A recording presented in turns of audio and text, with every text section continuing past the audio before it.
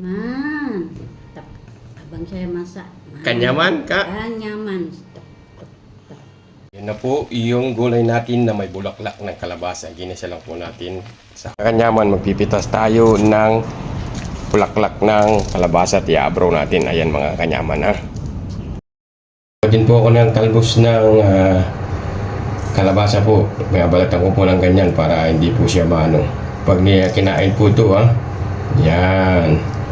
Para po yung tinik-tinik hindi maano mamaya kakainin siya. Yan naman po, tatanggalin yung ano niya, ganito. Ayan. Tapos yung pinaka ano niya sa loob. Ayan. Yan na po, malinis na po siya mga kanyaman. Ang sarap nito mamaya. Ito na po yung bulaklak ng kalabasa at saka po yung ano. Konti lang po nakuha ko kasi ilan pa lang po siya. Bawang sibuyas, mga kanyaman.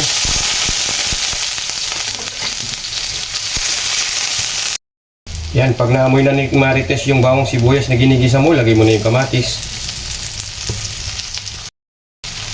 Isunod mo na yung kalabasa, mga kanyaman. Yan. Yan, lagyan na natin ng bagong, mga kanyaman. Tansyahan lang po yan. Yung ating okra at saka yung talong. Yan. Mga kanyaman. Wow, nangangamoy na. Sahog natin isda.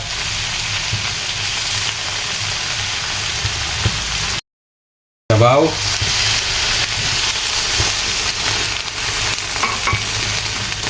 Ting sauce.